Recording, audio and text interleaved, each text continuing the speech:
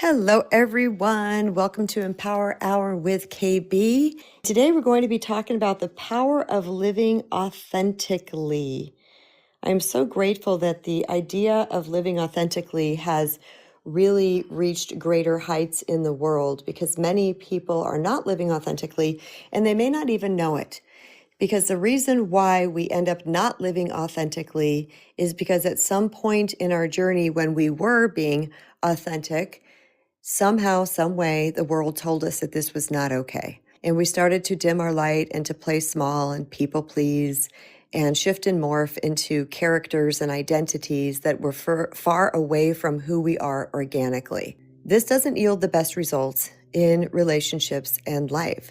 So today we're just going to dive into what it means to live authentically. I'm going to talk about the benefits of living authentically and how to begin to live more authentically. A quick disclaimer is that my shows are for educational and informational purposes only. They're not meant as personalized advice or medical guidance. Neither I nor Noom Vibe endorse or reflect the views of guests and their recommendations. This space does not serve as a substitute for individual coaching, mentoring, or consulting. All right, so let's jump into authenticity. What does it mean to be authentic? What it means is to be who you are truly at the core of yourself.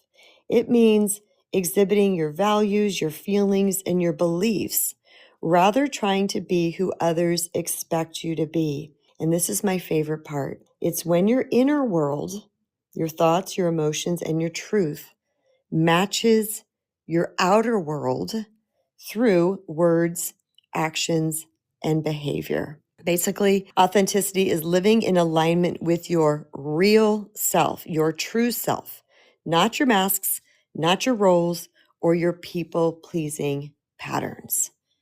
When your inner world matches your outer world. I am a person who believed that I was authentic all the time. I'm very open. I share things. I talk about myself. As you guys know, you hear all of my deep, dark, dirty secrets and past foibles and things that I did before I was really on the healing journey. I don't care. This is where I was. I'm very raw and real and honest. But back in the day, I would tell you that I was, for the most part, because I had to grapple with this a little bit. I had to roll around with this, many years ago when I was first discovering all of these things, but wondering how authentic was I really? And I will say that for the most part, yes, pretty darn authentic, especially in particular circles. But there was other parts of my life that I found myself wearing the masks and trying to be who I thought I was required to be in that situation or in that environment or with those particular people. Not sure about you all, where you're at on your journeys, but I do find myself occasionally thinking, like, let's say I'm around a particular group of people, maybe not throwing out a cuss word where I normally would. I've had to really play with this stuff within myself because I like me a good cuss word every once in a while. And so I'm like, is this okay? Is this not being authentic? What if I offend them? What if this? What if that? And if I find myself asking those questions, I will ask something like, is it appropriate? Like if I was meeting the Queen of England, would I go throw down an F-bomb? Absolutely not, right? There's a level of decorum and a way that is expected, and I would respect that. You see what I'm saying? But around just casual people I'm meeting at the gym, I can still feel myself just a little bit.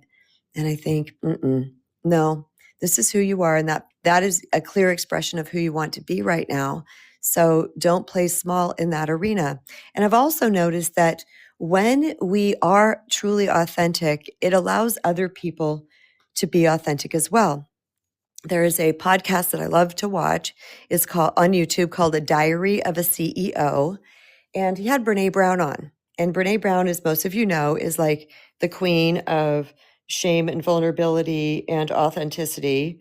She is a doctor and a researcher, yada, yada. Most of you know who she is. And while she was on there, she's a fifth generation Texan, she calls herself. And she was sitting there, because sometimes they zoom out from the table they're sitting on. She had on her cowboy boots and her jeans. And she's just chatting away. but she was throwing out some bombs. She was throwing out some F-bombs. And eventually I watched Stephen Bartlett, who is the podcast facilitator. He started doing it too. And at the end of the conversation, this isn't about cussing, you guys. This is just an example. But at the end of the conversation, he said, "Thank you. It's always great to be with you and be around you. I feel like I'm more who I am, and I can be more my authentic self when I'm around you." I thought to myself, yep, this is absolutely true, because the more authentic we are, the more that other people are going to be authentic with us, because there is a degree of energy that people feel when we are being ourselves. They're going to feel the realness and the trueness of this. And somewhere in our psyche or soul or our heart, we're going to know that, you know what, I can be me too. And again, this is not about cursing, just the examples that I'm using. Authenticity can bring that about in other people, which is a really beautiful thing, because, well, I'm going to get into what are the real life benefits of authenticity. And the first one is that it forms deeper connections, because when we show up as our real self, we are going to attract people who genuinely resonate with us, not just the version of who we think we should be.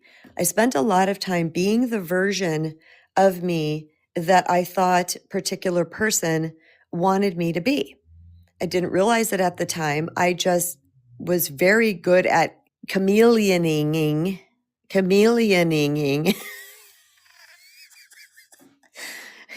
from popping off one mask and popping on another mask about who I was supposed to be. And I got pretty darn good at it, because this is all in hindsight. This is all reflection in hindsight, and being, inquiring about myself back in the day.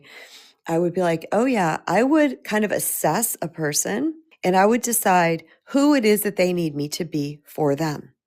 And then I would become that thing. Oh, effortlessly, flawlessly. It was like, boop, pop into that zone. As I started to heal and grow and do these things, I started to realize, wow, by me being that person that I thought they wanted me to be, two things happened. One is I started to attract people to me that only wanted that version of me, which was the overgiver, the pleaser, the nice girl, the easygoing girl. Yeah, no matter what you do, I'm fine. All these type of things. I realized, you know what? This is working against me. So when I started to truly show up as my 100% unapologetic self, what I noticed is that legit people were attracted to me, to who I am. And those bonds deepened. We formed very deep connections. I'm also thinking about one of my very best friends right now. His name is Jason. Jason and I met on my Facebook business page for my coaching. And Jason was always commenting on things. And every time he commented, I felt his heart. I'm like, this guy is wide open. Like, I just could feel his heart. He was married. I'm married. There's nothing weird here. There never was and never will be. But Jason one time came to Arizona. He wanted to buy my book in person. And he was like, can I meet you somewhere? And this is years of, talking to him. You guys might be thinking, oh my God, you met someone in person. He was here with his family visiting, blah, blah, blah. Anyway, we ended up meeting in person, but under different circumstances. I won't get into that story now. But that was the start of one of the most solid friendships in my life. Jason is unbudgeable. He is there for me 100%. I was there for him during his, divorce from a narcissist. He now has this amazing, amazing girlfriend who now, the first time I met her, I cried. I could feel her energy. I just loved her. And, we're now this amazing two couples we just jive. But it's because we were both our authentic self, and we clicked, and they live in another state. I wish they lived nearby. What's those memes that say your favorite homies, why are they so far away, or something like that? We do have a trip planned, though, where we're going to get together. But anyway, my point is that it was Jason's authenticity that made me trust him and made me get to know him. And there was never any weirdness around it. And again, once we met in person, it was like, this was my brother from another mother. I mean, we were just BFFs, and that has never wavered. And even when he met his new girlfriend, he was like, okay, she needs to know that I come with a sister named Brene Brown. And and of course, because that's his energy, she was like, no, yeah, great. I love her. She's amazing. You know what I mean? So it was never a thing. But it was due to the authenticity that we both exhibited in the world. We were able to connect on that level. So when I say deeper connections, I ain't joking. I ain't joking, bros and sisses. That's what will happen because you are showing up as your authentic self. And why so many of us here on Noom Vibe have connected so deeply because of these conversations that we have. And I'm seeing a few of you sending your emojis up on the screen now. You get it. Janette, Christy, let's see, Robin. Yeah. I mean, we have connected because we come on here and we talk about our stuff and we're real and we're who we are. And there's such a big level of trust. Was that Michelle? No, that was VA and Christy. Yes. There's such a level of trust that is formed when you know everybody's being who they are because there's not these weird, unexpected twists and turns. I wanted to stop attracting people that were not for me. I wanted to stop attracting people who were just interested in what they could get from me. And I started attracting people who were interested in what they could give me as equally as the giver that I was. Because I was in one lopsided and painful relationship after the next, including my girlfriends, including my female close friends. It was what I attracted. So learning to be truly authentic is what really broke that barrier for me. Now, again, I'm weird about this. I'm a little wishy-washy in this area because I really am myself. There was just a part of me that would hold back, like maybe calling somebody out if they were doing something bad to me. You see what I'm saying? Like there was that part of me. So I would say for the most part, I was authentic, but there was parts of me that I was not. And those parts of me that was not was the problem. It's what perpetuated me staying in these long-term friendships and relationships that were just not okay. Let's just put it that way. So one of the benefits is deeper connections. The second benefit is less anxiety and inner conflict because you no longer have to monitor how you're coming across or worry about being found out. This is a real thing because unconsciously, this isn't always super conscious, but unconsciously, we might be worried that if they see the real us, they're going to be turned off, they're going to be grossed out, and they're going to leave. So we keep up this facade, which, by the way, you know how much energy it takes to uphold a facade like that? It takes a lot of energy. So we're juggling all these balls trying to be who we think these people want us to be, and that it resorts to a lot of anxiety and a lot of inner conflict. And the inner conflict comes because the authentic part of ourself wants to come forward, but we push it down and we ignore it, which, by the way, is self-abandonment, and it is hurting our sacred self. So we're abandoning the self, but deep inside, we're like, we're kind of in this push-pull sort of rough space because we're not getting our needs met either. Now, I have been with people who have worn masks too, and it was rough for me because I was trying to show up as the equal giver to them, but they were so interested in making me happy only. Well, what happened over time? They built up resentment. They built up resentment towards a person who was so willing to give back to them, who wanted to give, who asked a million questions. What do you want to do? What feels good to you? Whatever you want. And played it off like it was real. Like, no, I'm just easy that way. I'm just okay. And then eventually over time, that person started to build up resentment. Well, that didn't work for either of us, did it? Because now I'm having a person that's resentful towards me, but I did my very best to be the giver as well, but they weren't receiving the giving. They were only interested in their own giving based on fear. Can anybody relate to this? Do you have anybody in your life, and maybe you do, maybe you don't, who has gone above and beyond to try to be that perfect person for you, but yet in the end, they didn't get their needs met, or in the middle, or wherever, and then they started to act out in ways. Yeah, okay, somebody's getting that. Let me put my glasses on, y'all. Christy, yes, and Jeannie.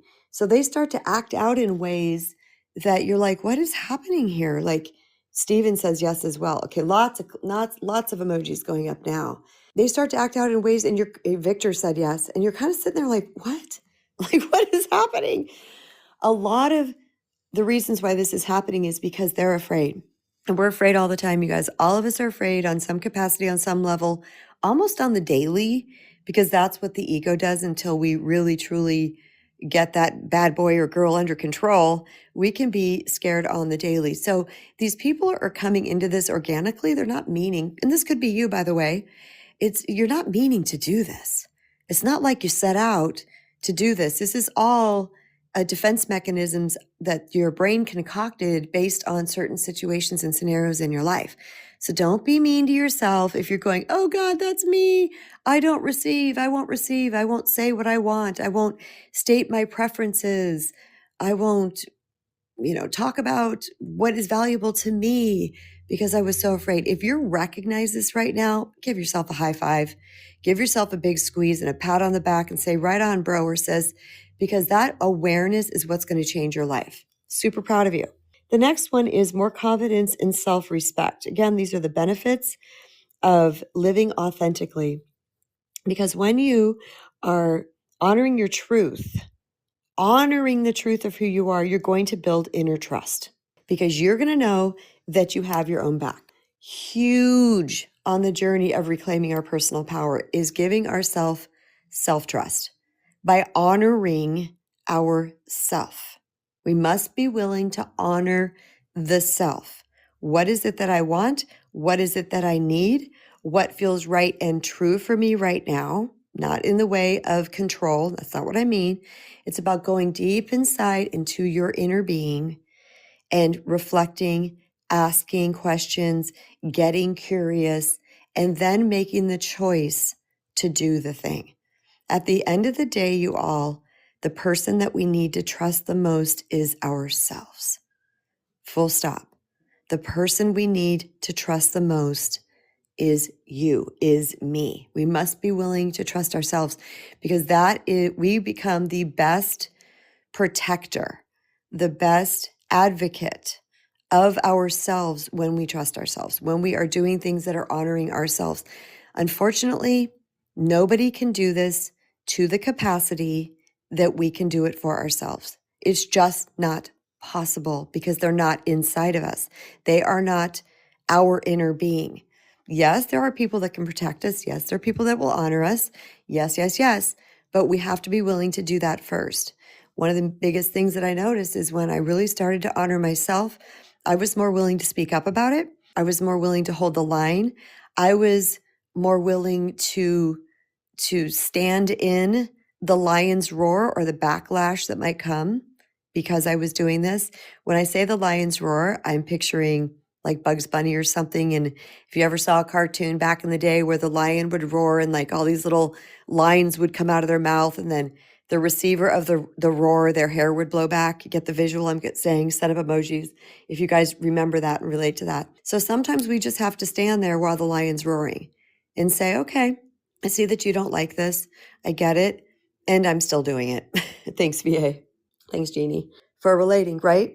We're going to get that stuff. And Mary, we are going to get that coming to us sometimes, but we have to be willing to stand up in it. And that's why honoring ourselves matters, because we build something that's strong inside of us. We build a foundation that, let me back up, because we're honoring what's always needed to be honored. We're filling in the holes. We're filling in the gaps. We're filling in the voids.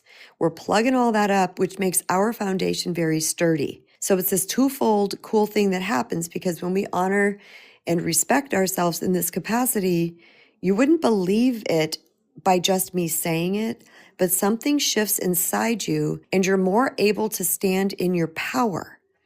And the visual I give is that we're patching the holes inside. We're filling up those voids because we are now honoring ourselves. So it's not like, I got to cultivate this courage. I got to try to get strong. I got to muscle through this thing to try to do it. That can work. But typically what I've seen in my experiences and in my research and in my coaching practice is that it's unsustainable long term because we're forcing something to happen from a rocky and a sponge-looking foundation. But when we fill in those holes and those gaps, this courage, this strength will naturally come from it because it can't not, because we have changed our foundation. we have shifted the foundation by which we're standing on. That has now changed. It's no longer mushy and gushy and malleable. It starts to firm up. It starts to get strong, which has you show up now in a stronger version of yourself. Does that make sense, everyone? The next one is better decision making.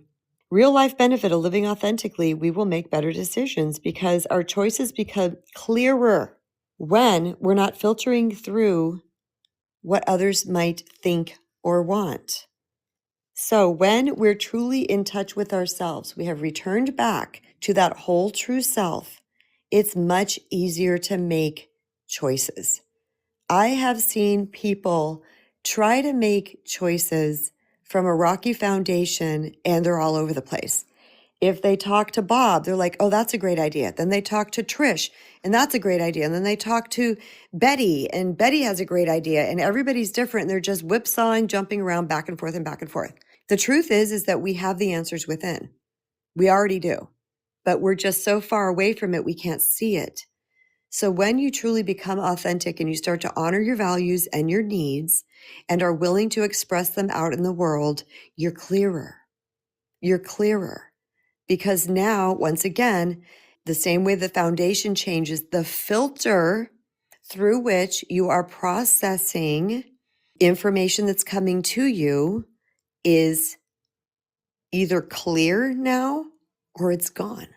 You start to see life more clearly and you start to see it in relation to how things are going to affect, impact you. You're going to see, okay, I've done this before. That didn't work for me. So my authentic self is going to say, no, this just doesn't work for me for whatever reasons. I've done that already. Okay, for example, we have a place nearby called Octane Raceway, and that's where I went to the virtual reality thing recently. That was so amazing. Can't wait to go back. But they also have a raceway. Well, we went one time on, I think it was an evening. I might even been on the weekend, or maybe it was an evening, but it was the weekend for sure. And oh my gosh, there were these crazy guys on the track. Like they just wanted to win. And it was a bit scary because I don't mind going fast. It's an indoor track. I don't mind doing all that, but it was a little aggressive. It was pretty aggressive. And so I said to the team, everybody I was with at that time, I said, this was fun. I liked it, but that was a bit much. Maybe if we go again, I want to go at a time that it's not all the yahoos out there, trying to prove themselves, because that was a bit much to me. And other people, it didn't bother them at all. Like, to be honest, it was the men. They're like, oh, I didn't care. It was great. Okay, that's fine. And you guys can go, but I'm going to opt out the next time that it's this time of day or this time of the week. See what I'm saying? That's just straight authenticity. I'm honoring me. Now, what happens is they'll either go alone, which they never did, or when we have an opportunity to go again, I'm going to make that known, and then they can either say yes or no. So when we went to VR the other day, virtual reality, they have a window that was overlooking the track, and I sat there for a minute while we were waiting for our host to, come back in and suit us up and do whatever we needed to do. And I was watching that, and I was like, that was fun. It was fun driving those cars. And then someone said, we need to do that again. And I immediately said, not if it's on a weekend or an evening. And then my husband right away said, yeah, we should probably go during the day on a Tuesday or something. And I said, yeah, right then, boom, was willing to make that adjustment because he knows that I won't go if it's at a time that's not going to feel right for me. See what I'm saying, you guys? I know you know this stuff, but I wanted to give you a real life example. So the next one is emotional freedom. Yahoo, right now I'd be going, woohoo, but I don't want to scream into my phone. Okay. Emotional freedom brings my hands in the air. I can only lift one because I'm holding the phone. I love emotional freedom. I love freedom in all regards, all freedom. And by the way, authenticity is freedom. And if you think about it, I read this once and I was like, ain't that the truth? Human beings are wired to want to be free in all capacities. We're wired that way. We want freedom. And this is why back when I was single, one of the things that single during my College of Kristen, one of the things that I decided was I wanted to have and to give CPF, which I call complete personal freedom, which means I want people to be and do who they are, and I equally want to do the same. Now, when I say complete personal freedom, the first thing people think of and say to me is, well, you mean people can cheat? No, that's not what I'm talking about. I'm not talking about things that are against moral lines or that are unhealthy. I'm talking about just to be and do and float through this life the way that feels good and honoring to them. Because I know when we give freedom, when we receive freedom, we're actually we bond. We feel very, very comfortable with our people. So when it comes to emotional freedom, it's another aspect of freedom that I want to be on board with at all times. So emotional freedom means it will stop wasting energy on pretending, will stop wasting energy on masking or managing other people's perceptions, and can finally just be. Do you know I was scheduled to be on a podcast today, and this person has 1.3 million followers on Instagram, and we are replacing windows. And of course, it's the day that my husband says, "Oh, they're coming to the house." I'm like, "Well, crap! I got my podcast, and you know what? My office window is one of the rooms that needs to be changed. We can't even open the thing. It's like I don't know, the window doesn't work anymore. But anyway, that's beside the point. And what was my point about this? Oh, I started to drop things. I started to be a little fumbly this morning while I was getting ready and putting on my makeup and doing things. And I noticed myself dropping things. And I said, okay, I didn't feel nerves. My heart wasn't pounding. My hands aren't shaking. But I thought, I'm dropping things. I think I'm nervous. I think I'm nervous. So you know what became my mantra? In the shower, while I was getting ready, which, by the way, he had to reschedule. That was the funny part about all this, is that I was like, I can't reschedule. I won't reschedule. We were going to have the contractor stop for an hour while I was on this podcast. You guys just have to stop and walk away from the house because we can't have all that pounding in the background. But he ended up texting me and saying, hey, I got to reschedule. Can we do it another day? I'm like, oh, sure, no problem. And here's why. But anyway, my point is that I was like, nah, girl, no, you're having something wrapped up in this. Even though I wasn't outwardly nervous, I could feel it. By the way, I think my coffee was caffeinated too, so I'm not that could have come to play in this too. I didn't even finish it. I had like 3 sips. I'm like, no, this is too strong. I don't need to have the coffee buzz while, I'm doing all this anyway. So you know what I said to myself in the shower? I said, it is safe to just be. I repeated that mantra. You're safe to just be. You are completely safe to just be. You just get to be. You don't have to perform. You don't have to put on a mask. You can just be. Emotional freedom. I don't want to pretend. I don't want to be someone that I'm not. I don't want to think I have to have all the answers, or I have to talk in fluid sentences, or I can't say I was like, no, you get to just be. I've listened to and watched plenty of his podcasts to see easy dude, no big deal. And like I said, I don't really feel nervous. It didn't feel that way, but I thought, am I getting attached to something somehow? Emotional freedom, guys. I don't want to be attached to that anything. I want to be able to just feel free to be me. The next one is greater fulfillment. Huge real life benefit of living authentically. And this means when you're living in alignment with your values, it's going to bring a sense of meaning and peace that external approval never, ever, ever, ever can. Ever. When I was hustling for approval, when I was the big gnarly people pleaser back in the day, I never really felt at peace. I always felt this level of vibration in my body. And this is all hindsight. Looking back, being able to weigh it up against me now, it's like, yeah, there was always this kind of little hum, like I had to be on. That hum went away. It's not there anymore. And why? Because I don't hustle for approval anymore. Now I just line up with my values. My life is the most peaceful and easy to the extent that sometimes I look around and I'm like, is this okay? Am I even still alive? Because it's so easy. I'm like, what is happening? Every relationship I have now is easy. For the most part, there's one that I can get into a little with occasionally, but it feels so much better. I feel so much freer. I feel so happy and peaceful because I'm aligned with my values and I'm living out this alignment with my values, because we have things that we value, everyone. We all have them. And when we get into alignment with our values and we're able to show up in life in alignment with our values, it's going to fulfill us on this deep level, a level that you might not have ever felt before, because you might have been living out of alignment with your values. Living authentically it's so incredibly powerful, but it can be very scary. It's important that we understand it can be scary at first because we are used to the old status quo. We are used to the way things were, and now we're attempting to do something that is a new version of ourselves, and it can feel quite scary. I understand that completely. I'm not here to tell you where you're at on your journey or what you need to do. Number one thing I don't do. Someone once said on here, it was kind of funny. They said, because they love Noom Vibe so much and love listening to Empower Hour, and their partner didn't like it. And their partner was like, it sounds like a cult to me. I thought about that today on my walk, and I thought that's so funny because cults try to control you. Cults try to get you to conform and do what they want you to do for their gain. Not KB.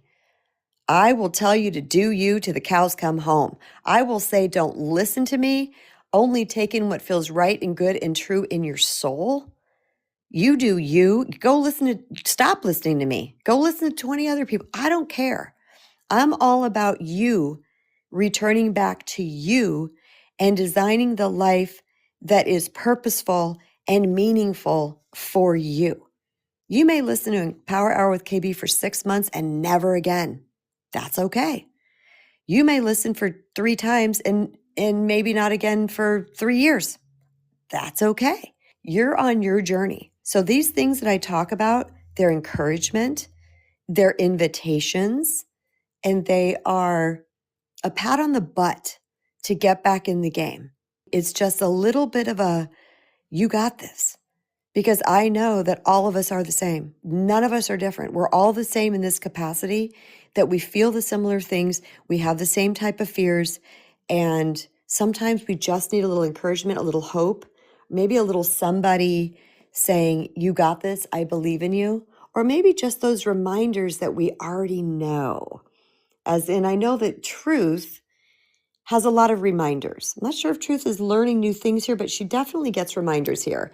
Hey, Truth, welcome. Hey, yes, lots and lots of reminders. And I mean, in a way, like, even if it's a reminder, it's still like something new if it's not in the forefront of my mind. And it's always like something that like needs to be brought up. So I think it's just as valuable as something new. That's true. Yeah. Because sometimes we forget about things. Yeah, absolutely. I was actually thinking about that yesterday as I was doing some of my 1111 portal work, just how many phases I've gone through. And I was like looking at some of my note cards and organizing them. And I'm like, oh yeah, I remember when like this was the most important thing. And I think that's even like part of my journey of authenticity as we go through these phases, as we like take down like this mask, then that mask. You know, things fall away that don't fit anymore, and the new things that are in alignment come in. And that's also like part of the journey, because like finding your authenticity is like a process. Or for me, it was a very long process. Yeah. And there were a lot of people that like came into my life, or certain things that came into my life at certain points of the journey, that I was like, oh wow, yes, this is the sign that like it's real and it's happened and I've done it. Because early in my healing journey, I thought that I could just like do it and heal and be done, which I now know is not true. I thought so too. that was an so interesting bad. awakening. Yeah. Well, like, I just thought it was a thing. I literally just thought it was a thing. Like I got to a destination and then I realized there's no destination. Yeah, exactly. For me, I was so young when I started putting on masks and stopped living authentically and started performing and started shoving down my feelings and trying to like get the conditional love from my father that was only earned when I like did something well. And it's interesting with like what came up in the talk yesterday and the work that I was doing with the 1111 portal. Last night, I finally forgave him. It was like what you said at the very end helped me reframe it. And then I was like, you know what? You're right. That is a story. It's a story that I have been so attached to for so long that like I couldn't even acknowledge that it was a story. And there was something about like your authenticity and the way that you said that thing in the very last moment that maybe his apology was genuine. And I was like, no, it wasn't. Like he was just like, it didn't feel authentic. And it didn't, because like he was a dry addict. He was a narcissist, like an actual narcissist with sociopathic tendencies. So that makes it even more Mm-hmm. complicated. But he was Yeah. also abandoned at birth and went through multiple foster homes and was Yep. adopted and was forced to join the military when that's not the type of person that he was, because he was drafted. And, you know, he went through all of these really, really hard experiences. And for the first time last night, it just came from out of nowhere. And I started rewriting that story. And I was like, he loved me the Wow. best he knew how. And I think like the healing work I've done with my little brother recently has definitely helped open it up. But there was something that just like clicked last night. And I was like, he Wow. loved me the best way that he could. And he was hurt and he Mm-hmm. was damaged and he didn't know any better. He thought he was doing what was right. And like he chose not to do the work and not to heal. And like that is Yep. very real. But also he was human and he died young. He was in his 50s, I think, when he died. So Wow. maybe if he had lived longer, there would have been more time for it. But either way, like I just got to this like really beautiful place of forgiveness that I was only able to get to because I've been stepping into my authenticity, because I've been able to see all of the anger that I held and understood that it was fear, because I've been asking my inner 5-year-old, like, where is it coming from? What am I angry about? What am I really feeling? What am I really fearing? And doing the work to dive Yeah. super deep into that. So yeah, thank you. I just also wanted to thank you What for a that. win. Yeah, I feel good about it. But my time That's is up, but I hope you have a wonderful day. Thanks, Truth. That's amazing. Thank you for coming up and sharing that. I love that. Yeah. If you guys, I don't remember exactly how that situation went down yesterday. I know I told a story about a former friend of mine that was on her deathbed, literally, and wanted to reach out to me as well. So maybe that was part of it. But you can listen to that in yesterday's talk. I don't remember the title of yesterday's talk right now. Oh my gosh. Thank you, Truth. And I'm happy for you. I'm happy for that freedom that you were able to give yourself. Because that's, that's really what this is about, is that freedom that you were able to give yourself through a shift in perception and through the self-inquiry and the questions. Guys, one of the best things that we can ever do is ask ourselves questions. It really is. It's the best thing. We become so incredibly clear when we ask ourselves questions and we're willing to be honest with ourselves. So keep that in mind, just moving forward in your life. Ooh, I will get to that, but that's part of how to live more authentically. So I'm going to go through these last two and then I'll bring up my next guest. And then we're going to dive into the how-tos, which are always lovely. This is another real life example of living authentically, is that you will become a magnetic presence. Doesn't that sound juicy? Who doesn't want to be more magnetic? Authentic people naturally inspire trust and draw others in, whether it's in relationships, leadership, or your creative work. You will naturally draw people in when you are being authentic. People sense it. They sense that there's truth there. They sense that you're being you. And I believe that trust is built when you know there's not going to be any, what's the word I'm looking for? Surprises. When someone's just who they are, you know what to expect every time. Because I've been around people that have really been very, very low on the scale of authenticity. And sometimes I didn't know what version of them I was going to get. I didn't know what was going to come out that day. And I like people that I can rely on who they are and what they're going to want to do and that they're going to be honest with me. Like there's something about that, but there is truly an energy about an authentic person that is alluring. People like that. because they also feel like you're being you, you're not hiding. Number one, they can trust you, but number two, it allows them to open their heart a little bit more, to take down their armor and to be who they are. And the last one is resilience. When life shakes you, you recover faster because your worth isn't built on other people's opinions. This is a biggie. When we heal our self-worth, when life throws us those curveballs, because it undoubtedly does from time to time, we're more solid. We're more solid because we know who we are, we know what we want, and we're not afraid to do what we need to do for ourselves. And because of that, we trust ourselves once again, and we can bounce back more readily. Again, when we're filtering ourselves out and we have been shattered out into the world and we are just a tiny, tiny remnant of who we truly are, you don't have the power in that. It's just not enough substance and not enough strength in that tiny little fractured piece that's still you.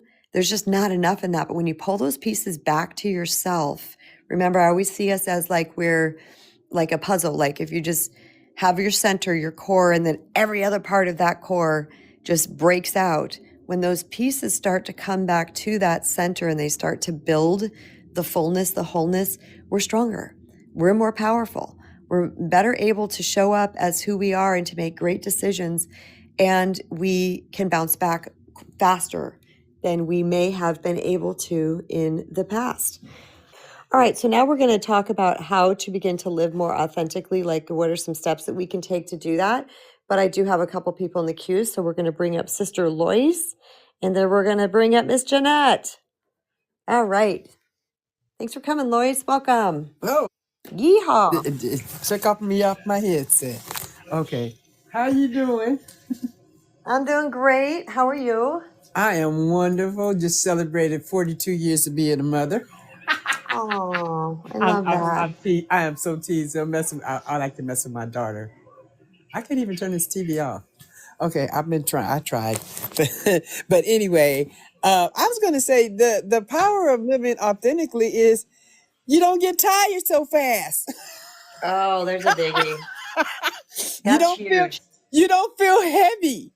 Okay, you don't feel like you oh my god, like you got a code switch, and if you don't know what code switching is, people do it in different races. People do it when they code switch from their home voice to their work voice. You don't have to do all that if you live in authentically, because all that takes energy and takes time Yes.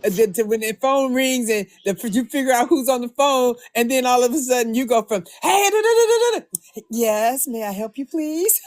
Oh, You don't yeah. have to do that. You just be yourself, and it's not it's so much easier to be yourself than it and less tiring. I remember wearing having all the roles. Having all the roles is normal. I still got a lot of roles, but with each role, I had a mask. Okay. Yeah. I had the Yeah. mask for my homegirl friends. I had a mask for my collegiate friends. I had a mask for my dancing partners. I had a mask for everybody. I had a mask for my therapy clients. I had a mask for my coworkers. I would Mm-hmm. code switch all over the place because I was just trying to not make no waves. Okay, Mm-hmm. and slide. I mean, here we go. Slide in under, slide in under the radar, but still blow it up. Yes. Because I always said what I had to say, regards to whether or not I was being completely authentic. And because I had a lot of fears that if people aren't really knew who I was, what I had went through, that they were like, well, who you think you are coming here and telling to be a therapist? You got all Right? these issues. But the thing is that I found that when I was doing therapy with my clients, I was one of the rare therapists that actually share from my own stuff, you know? I'm And, so glad to hear that. I think that's so helpful. Are you guys as therapists taught not to do that? Because I often wondered why they don't. well, some people haven't healed themselves, and to start self-disclosing ends up, sometimes the client ends up trying to be the therapist. Oh because boy. the person it's a whole bunch of names for it, triangulation. It's a whole bunch of words for when you cross that road that you ain't supposed to Mm-hmm. cross. Okay, Mm. now. I tell my story not to put a weight on the client and say, "Hey, I'm joining in on your crazy." I'm Mm-hmm. like, "Look, this was my crazy, and this is how I walked out." Okay, so for Mm-hmm. me, the sharing was as a example that, hey, if I went through all of these different situations and they told me I couldn't read or write and I came out like this, look, you're capable of doing anything because you only got this you working with. And I never thought of that because some people don't realize their problems to them feel like they're the heaviest things in the world. And I know mine did too. But then when I really looked at it, it was just that I had a couple of areas in my life that were not balanced. Mm-hmm. And I focused on them all the time. Okay. Which kept everything out of balance. Okay. So the thing is, but when you're living authentically, you had the power to say, hey, no, next opportunity, no, I'll not me, not this time. Or you have the power to do all that stuff and you don't feel no guilt. Mm-hmm. Okay, I used It's to feel true. guilt when I had to say no or whatever, or when somebody would dry bag me, or when somebody would try to bait me to make them for me to tell me they garbage. Oh, I got to tell you something. Then I said, look, I can't talk right now. Oh, forget it then, forget it then, forget it then. And that was supposed to make me say, oh, no, I'm gonna be there for you. But no. So or the dry bag. It's like when you're authentically there for yourself and authentic, you don't have to remember anything either, or who you That's true. around, or who you around. It's so it's so true. Loyce, she cracking herself up over there. I love it. Yes.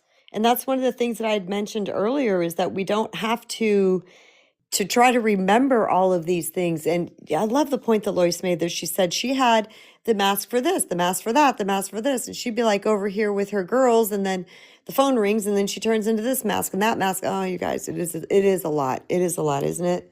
All righty. We are going to bring up Miss Janette and see what she has to say regarding this topic. And then we're going to jump into how we start living more authentically. Hi, Janette. Hey there, Miss Kristen. Hello there. It has taken me a long time to really get to my authentic self, and I've worked in situations where I had to be, more conservative than I really am, or things like that, and Yeah. you work all day in that, and then you get home, and it's like, whew, I can be myself here. And I was a real estate agent, so I wore a lot of different hats, and Yeah. each person that I dealt with, expected something different from me. So I tried to give them what they expected. It's taken me about 35 years to come to the place where I am what I am. What you see is what you get. This is Mm-hmm. this is just it. I don't need to put on a hat or put on a show or hold back from who I really am. I'm just me, and I got to the point. I got to the point where I was just tired of being what everybody else expected me to be all the time. Um, Yeah. it was kind of beat out of me when I was young. First Mm-hmm. by my parents and then by my first husband.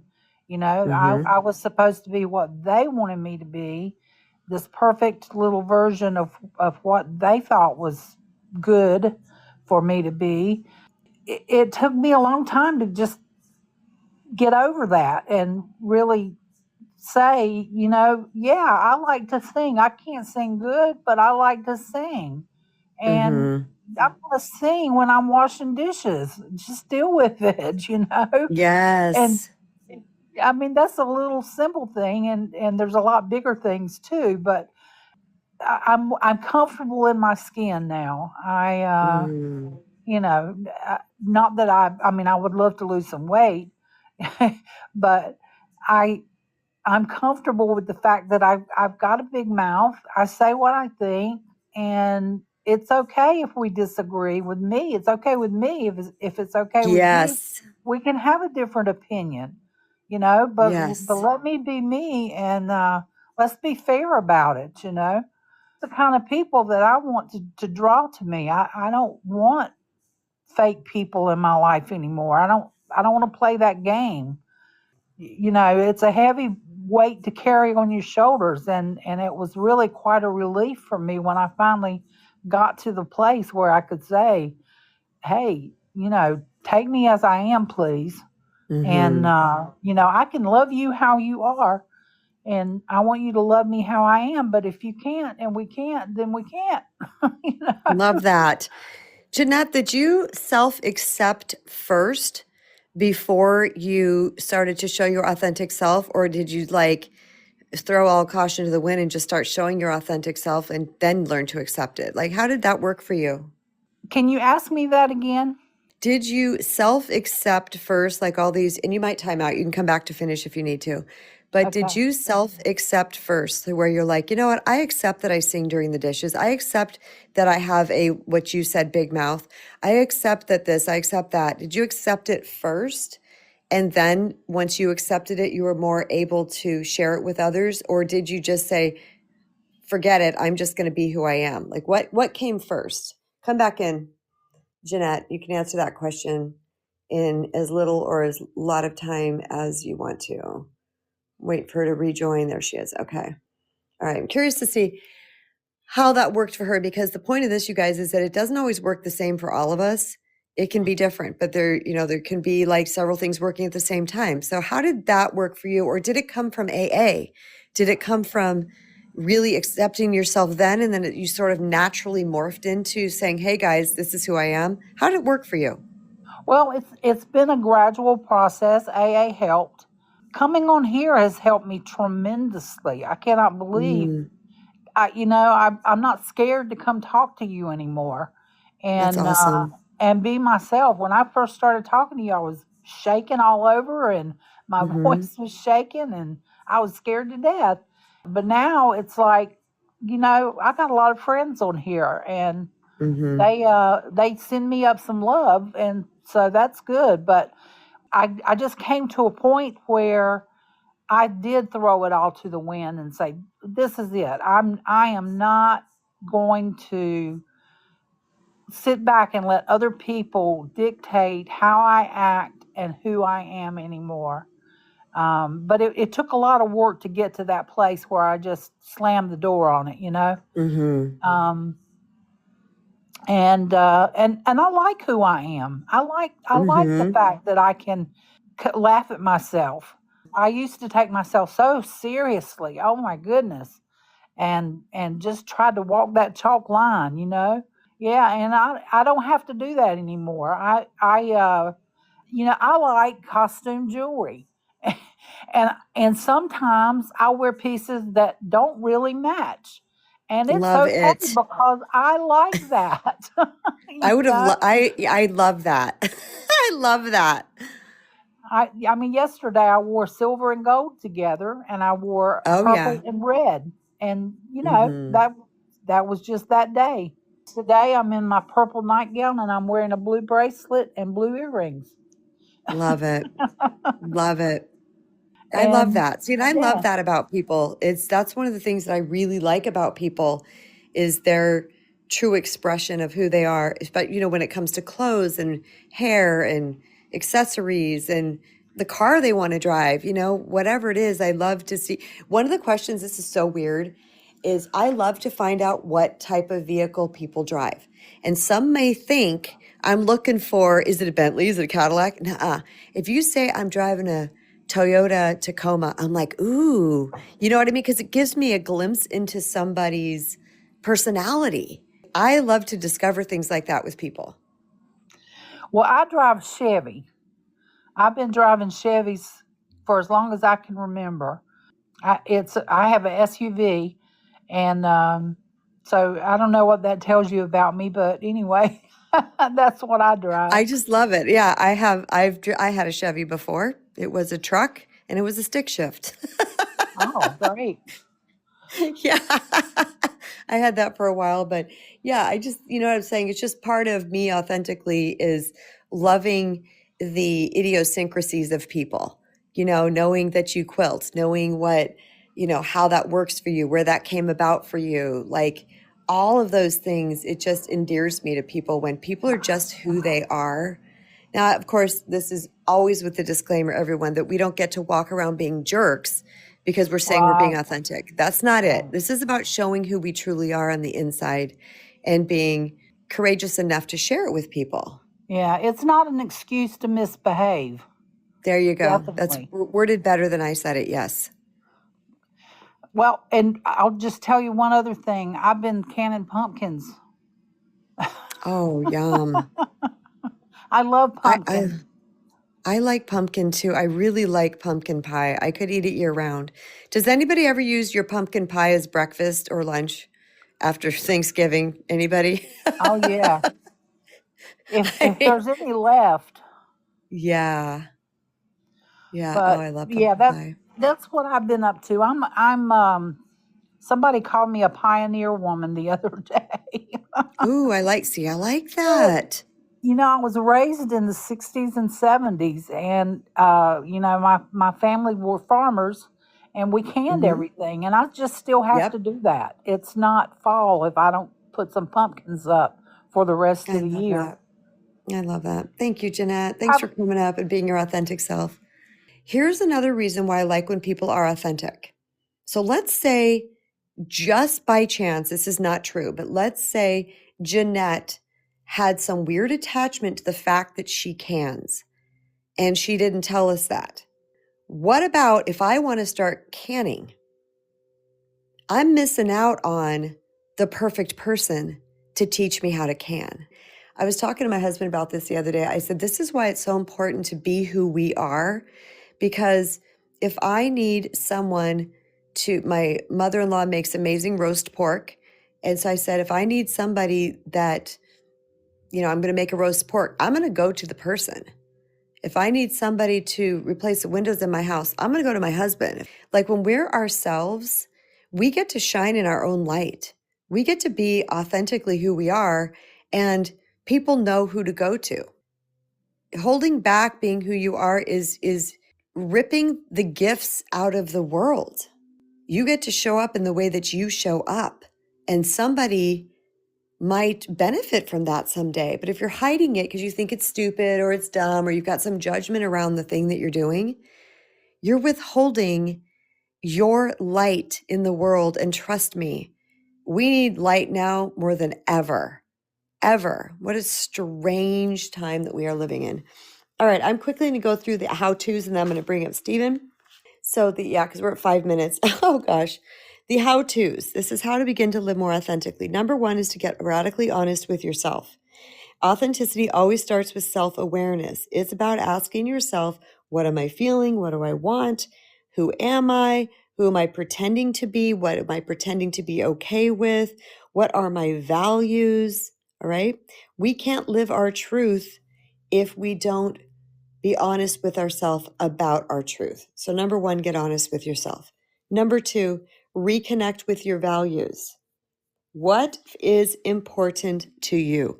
What truly matters to you? Is it peace? Is it family? Is it friendships? Is it physical health? Is it creativity? Is it honesty? Is it freedom, love, growth, being in service, humor? What is important to you? Let your values become your internal compass. So the first one, getting honest with yourself about what are you feeling? What do you want? What makes you tick? All of those type of things. Second one is reconnect with your values. The third one is to build self-worth from within. And this is probably the one I want to highlight for you, because when we do this, oftentimes these other things that I'm mentioning will just come out organically. So what that means, when our self-worth depends on how others see us, we're always going to bend the knee to try to get their love and their validation. But when we know our worth, and I mean unequivocally, not just in the brain, but in the body, in the cells, in the body, we know our worth unequivocally, then our self-worth and our authenticity is not up for negotiation. It's a natural byproduct to be authentic when we know truly our worth. Okay? The next one, express your truth, even when it's uncomfortable. Again, like I said, this is a natural byproduct of honoring your worth, rebuilding your self-worth, giving yourself self-love. This is why I talk to the cows come home about self-love and self-love practices, because that will naturally fill your worthiness. And then a lot of these things are much easier to do. So this means to say no when you mean no, speak up for when something matters to you, share your honest feelings with kindness, of course. It's not an excuse to be a jerk, because every time that you speak up about your truth, you are reinforcing your sense of safety with yourself. Keep that. And start small. Be willing to start small. All right? Just say, you know what? I'm going to be honest with somebody, or I'm going to be honest with myself, or I'm going to say no to this thing, whatever it might be for you. Your preferences. Where would you like to go to dinner? You know what? I normally don't say, but I'm really craving a burger today. I'm going to go have a burger. See what I'm saying? Be willing to start small. The next one is to stop performing for love. And this is to notice when you're doing things that you're doing to be liked, accepted, or chosen. Ask yourself, am I coming from a place of love, or am I coming from a place of fear? Because fear-based actions are going to drain us, and love-based actions are going to strengthen us. So ask yourself, am I performing? Am I trying to get love, approval, acceptance, attention, and validation right now? One of the best questions I ask myself in many scenarios is, what is my motive? What am I trying to get here? And if my motive is, my motive is to heal, or to love myself, or to stand in my truth, I'm golden. But if my motive is to control, to manipulate, to try to get somebody else to bend to my will, to whatever, any of the things that are those lower vibes, I don't do it. If my motive is not pure, if my motive is not of love, I don't do it. I've learned to stop myself. Because remember, it's only the ego brain that's trying to get us to control like that. And the ego is a lying manipulator. So I'm not listening to that little guy anymore. She got no say in this. So ask yourself questions, get clear. Am I coming from fear? Am I coming from love? And the last one is there's two more. To surround yourself with safe people. Brene Brown says this a lot. She says, share your story with the people who have earned the right to hear your story. And so like Janette, let's use Janette for an example. She comes up here on these stages and she says, I've been more authentic here than it's surprising to her. Well, she has seen that it's a safe place, that she's going to be accepted and she's going to be valued and she's going to be honored for her truth. So that's how she was able to do that more.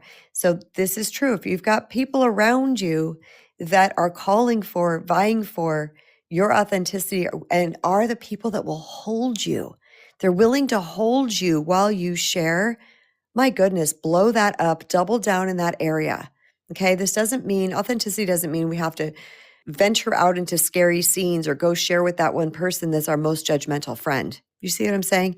In the beginning, when we're a little bit fragile in this area, or a little bit delicate in this area, it's helpful to really pay attention to your environment and know where you can share. And the last one is to practice radical self-compassion, which goes hand in hand to me with the building self-worth from within, because self-compassion is an act of self-love. And self-compassion really means that we treat ourselves with the same kindness and consideration and care that we treat other people. We may slip back into old patterns. That is a possibility. And if that happens, treat yourself with kindness and compassion. Be gentle, be understanding, give yourself grace, because you are just now learning. You're learning to do something that you haven't done again. You're learning to trust your own voice again. You're learning to be sovereign. You're learning to claim agency. And this might take some time. It might take some time to do so. It depends how actively you're doing this. But if you mess up and you find yourself falling back into an old pattern or an old mask or what have you, be gentle, my beloved. You need your love more than anybody. Welcome up, Stephen. Wow. the last like 15 minutes has been the best. Oh, great. Oh, oh my gosh. That whole thing about the safety, having safe people, I don't think I had that. Right. The person I trusted the most, because, and then I was thinking to myself, well, how did this get to this point? I think when I was raised in, I had a drug problem with church because my parents drugged me to church, Sunday school, and everything else. But that, I think that encouraged us not to lie and not to basically be authentic, to tell the truth all the time, whether people liked it or not. And then once I got married, it started the, you know, I like to use this analogy, and it's in that one book. You don't light a lamp and put it under a bushel, and slowly but surely that light of mine got covered up. Yeah. And I think the reason it got covered up is because don't be a jerk. And I'm like, well, I don't think I'm being a jerk. I think I'm trying to just tell the truth here. And because people aren't accepting the truth or don't want to, or the light shining into their darkness, they assume that you're being a jerk. And then as soon as you believe that that's what you're doing, oh Lordy, that's where you're down the wrong hole. Mm-hmm. You know, you mentioned the thing about light, and I swear, the candle on the lamp on the table, and then there's another example that always comes up in my head, and there was light in the darkness, and the darkness cannot overcome it. Mm-hmm. Oh, that one still gets me because I'm like, man, you're a survivor. Yeah. But I remember for so long, is like I was good with sharing my opinion, and then slowly but surely, I was good with sharing my opinion, and then, oh, okay, and then let me look around and make sure it was okay that I said that. Yeah. It got sucked out of you. Yeah, Who can you relate? know, Anybody? I can. 100%. I can. I was gonna say, you know it. I do. Like Loyce said, it was beat out of you, and I'm like, yeah, and that's just so fair. Not. Mm-hmm. It was interesting when you asked Janette that. It's like, did you come to it originally or did you start to show it? And I'm like, well, I think I came to it originally, but then slowly but surely, like I said, I just looked around. Well, was that okay? And Yeah. one of the questions that you ask if you're in a codependent thing is like, well, I'm okay if that's okay with you. Right. Yeah. Because my being okay is not important. Making sure it's okay with you is what's more important. So, Stephen, you seem very authentic to us now. Would you say that's a new thing, or will you say it's been a work in progress for the past 9 years, or how'd that work out for you? I think it's been a work in progress, but I don't think it was covered up completely. Oh, yeah. Um, Good. my family, I'm the second child, but I have an older sister, so I'm the first male. You imagine 5 males and 2 females at the dinner table, and we get rambunctious. Mm-hmm. My ex was an only child. Her family's quiet Oh, yeah. compared to us. I remember somebody describing me one time as unbridled enthusiasm. I And love I'm thinking, that. yeah, and you know, that was what she liked. And I'm like, I remember thinking, well, it's not a bad thing because you like it.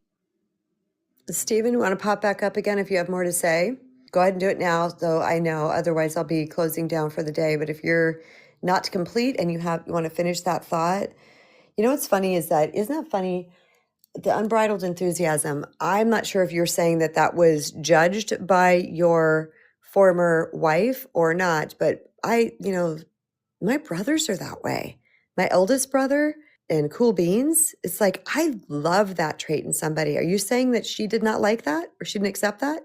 We would go to different family things, and the question was like, why do you always have to talk to everybody? Okay. and she would not talk to anyone first. She That wanted you to be was, small. yes. And like I said, that thing on Sunday when somebody, it's like, well, yeah, you can sit here, but you sing too loud, so could you go a couple spaces over? I'm like, nope, I'm not going to sit here. I'm going to sit someplace where they actually enjoy my singing loud. Have a good one. Yeah, And it's like, you're sitting there, you could ruminate on it. Well, my gosh, it's even in church. I'm like, yeah, whatever.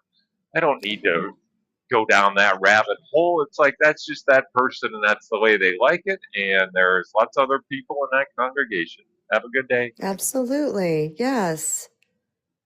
Yes. So it's, I mean, that subtle threatening from people that are important to you, because it could be parents, it could be grandparents, it could be anybody that, oh, don't do that, and it just covers you up. I remember somebody explaining that, well, if you decide not to do that, whatever it is, because you're living out of fear, you're denying the world you. That's right. And You said it much better how, than I did. yeah, or there was a thing of, well, I really don't want to ask somebody for help because I should be able to do it myself. No, you're denying them the chance to give. Why Yeah. would you do that? You feel so good when you give. Why do you want to deny that to somebody else because they're so darn stubborn? I Mm-hmm. mean, it's just subtle things like that. You start practicing them out there, and it's like, man, it's just so fun to see some of the reactions and stuff. Right there. It's just so fun. It is. It is. I love that. But see how you see that? Like, what a great perception to have. It's just so fun. We're all hardwired by that guy up above, God, source, universe, whoever you believe in, for connection. And when you deny that connection to others, you're denying not only them, but you're denying yourself. And so, Mm-hmm. good grief. Oh, well, I don't talk to anybody unless they talk to me first. And it's like, so how are they going to find out about you if you never actually go first? Mm-hmm. Well, that's just the way I am. And it's like, no, that's the way you're choosing to be. And I can see Mm-hmm. through that now It's with fear. people. It's fear. And there's been a part of me, it's like, I wonder what that fear was. And I'm like, nope, I don't have to think about that because it's not mine to care about. Mm-hmm. There's, the ego's like, that would be a fun exercise. Like, nah, you don't need to go into that graveyard and dig it up. Just stay out where it's light. Get out of the graveyard. Unless you're like me and you're just curious about those things, I'd be like, I wonder what drives that behavior. Oh, that's another rabbit hole. We could jump down that together. Let's hold hands and just dive because it's deep. Yeah, that gets me in trouble all the time. Let's push on them this way and see what their reaction is. You're sassy. Thank you. You're welcome, Stephen. Thank you for coming back again and explaining that more. That was really great. I was thinking Stephen's on fire today. So thank you, Stephen. Thank you. I appreciate the compliment. You're welcome. Have an amazing Yeah, day. you too. I'll let you drop me down if we're getting close. Okay. Yeah, Stephen is driving. He's a trucker and he drives. So I always typically will drop you down, Stephen, because I know I don't want you looking at your phone and those type of things. So this has been a talk on the power of living authentically. We went into the real life benefits of living authentically and how to begin to live more authentically. It's not as hard as you might think. I know everybody's at different stages, but if you're hearing this now and you stayed for this entire conversation, chances are there's a part of you that's calling to this. There's a part of you that's ready for this, or else it probably would not have interested you. So I hope with what we unpacked today made sense, resonated, lifted you up, inspired you, ignited you, maybe built a little momentum for you in the right direction, because authenticity is amazing. It's beautiful. It has incredible benefits. And once you start living a more authentic life, like I've experienced, it just feels more true. It just feels more real. And I feel so much more love present. Isn't that wild? I just feel the love in all areas of my life now, where before, when I was trying to be something that I wasn't, it just never really clicked. It just never clicked the way it does now. And I'm hoping that for you, because I love you. I appreciate you. You guys completely rock. I will be back here again tomorrow at the same time, 9:45 Mountain Standard Time, year round. Have an amazing day, everyone. Much love.